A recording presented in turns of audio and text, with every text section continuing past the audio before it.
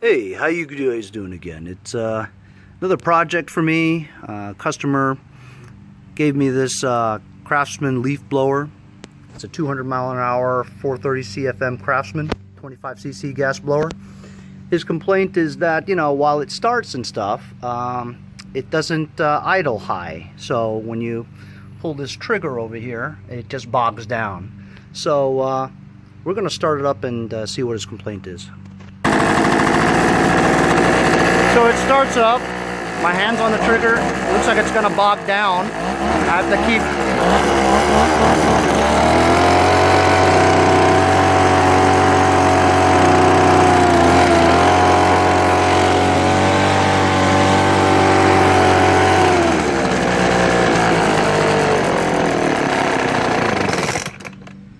So it stops. We're going to have to take this thing apart. I think it could be the spark arrestor is clogged, or maybe we have to take this apart and clean the carburetor. Be right back. So to take this apart, looks like we have this cage over here, and looks like there's about 4 or 5 torque screws just to take this assembly off so we can access the muffler over here and take a look at that spark arrestor.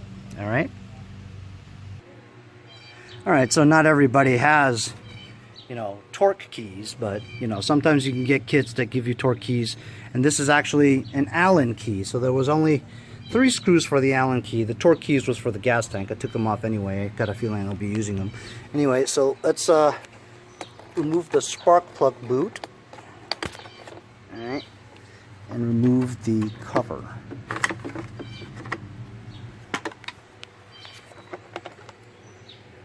So we're going to disassemble these 4 screws over here and take out that spark arrestor. So I was hoping it was the spark arrestor, because that's pretty easy to do. You know, you just, where did that go? Oh, basically just clean out the mesh part. But as I look at it, it's clean. So now it's probably going to be the carburetor, which is a little bit more tedious in work. Taking it apart, every piece, the parts are so small, and got to get my hands dirty, and a lot of carburetor cleaner. And we're going to have to start on that after I put this assembly back. So we just put the spark arrestor back. We're going to now take apart this cover. It's pretty easy. It's actually a clip-on here. The housing comes right off. And here is the air filter. Kind of dirty. Oily too. 2 screws over there. Take that housing off, and then we can take a look at that carburetor a little better. So the 2 bolts came out. They're Allen keys with an Allen key. So this part comes off just like that, right? And you know, it's pretty dirty.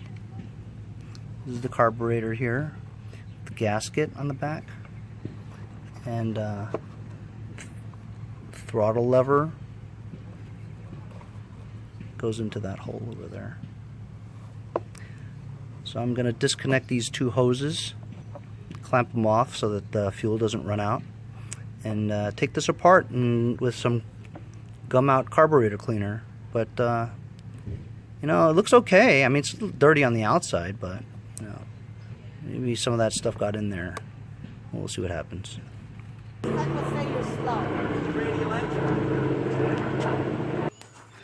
So the carburetor is completely out.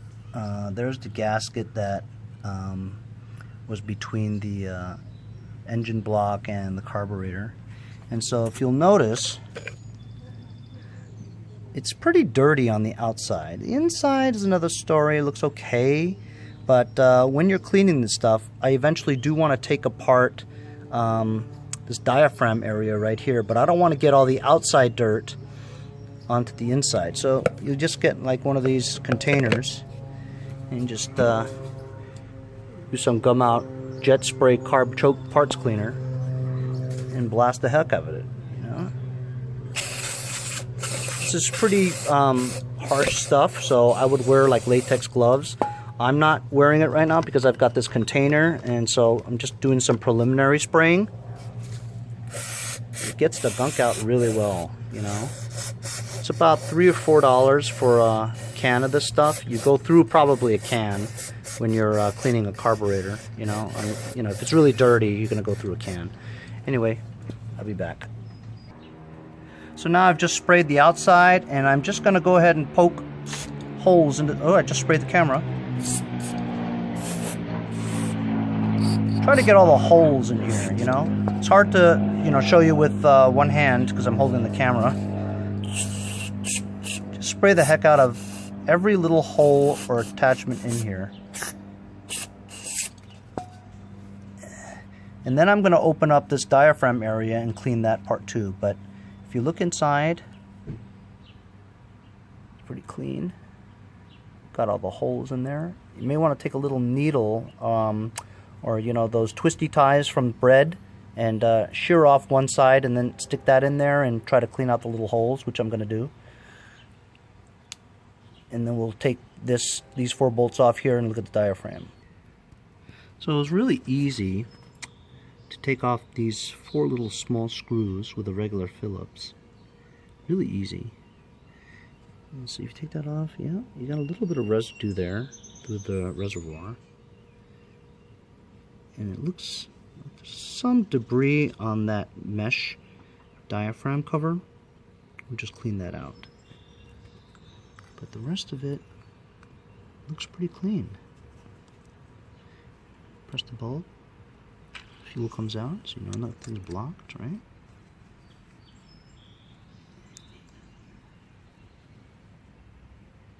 Looks okay. Alright. So we're going to clean this out now. So I took this apart, just lifted the flap over here, and looks like a lot of small parts in there. I'm not a small engine mechanic, so I didn't want to, pull that apart and have springs flying out all over the place. So I just blasted it inside with some carb cleaner, and it looks very clean because you got this mesh over it. I can't imagine any kind of dust getting through there. But I just cleaned this off a little bit and cleaned that off a little bit, and I'm going to put that back. So the carburetor is now much cleaner than before. We had some debris on that mesh filter inside the diaphragm. Not a whole lot. Inside is clean. I blasted every hole. Guess we're going to try and put it back on there a little and fired it up. But I think maybe the culprit is this air cleaner that has quite a lot of, debris on the outside, and I'm going to rinse this out with soap and water and have it dry and then reinstall it. And we'll see if this baby runs well. Okay, so I've reassembled the carburetor assembly housing, and I washed it all out with soap and water. I put the outside cowling back on and put the spark plug boot back onto the spark plug, and I'm just waiting for the filter to dry. And then I'll replace that and we'll fire it up and see what happens. So I've got the filter back in. It's a little moist still from water, but I think it'll be okay. It looks way cleaner than before. And with the fuel and air mixture that these things require, I want to bet that that debris that was blocking the air passage was causing the bogness, the bogging down of the idle speed. So I'm gonna pop this back on, and it was pretty easy to do, to be honest with you. Make sure the clips are right, and let's fire it up and see what happens. Alright, let's try to hold this while I do this. Full choke, prime a couple of times. Oh, that's no good. I don't feel any pressure. Oh, alright. I think I got it now. Alright.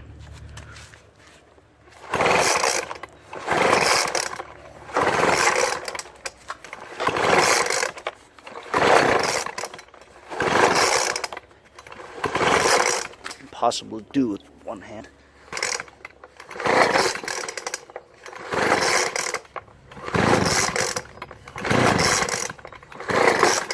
Alright, I'll be right back. So I don't know if that was it, but I opened up the gas tank and the filter came off, and that assembly was inside of it. So maybe it's clogged up again from debris that was stuck in there. Let's see. Alright, so guess what? When I tried to reattach the filter to the fuel line, this fuel line is so old and brittle that it's just going to break apart, you know? So I'm going to have to take this apart again and put a new fuel line in. So I cut out some fresh, some new fuel line, and what you do is you cut it diagonally at an angle so you can fit it in the little hole right there. So you would need some needle nose pliers to get it in like that, and then attach the other end to the hose over there.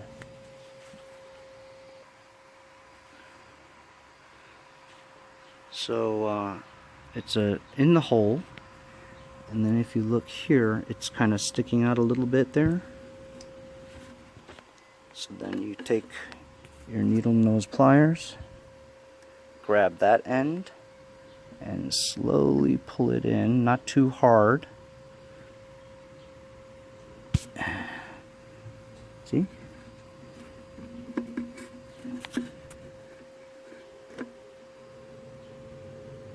And when you pull it out, eventually, slowly, without breaking it,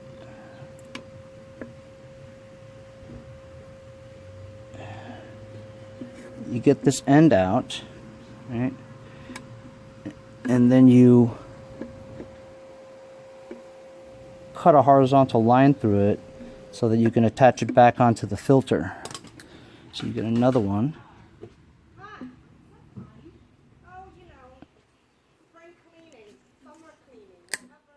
There you go. And you put that back in. Alright, so got it back in there. Plug that in there. Give it a try.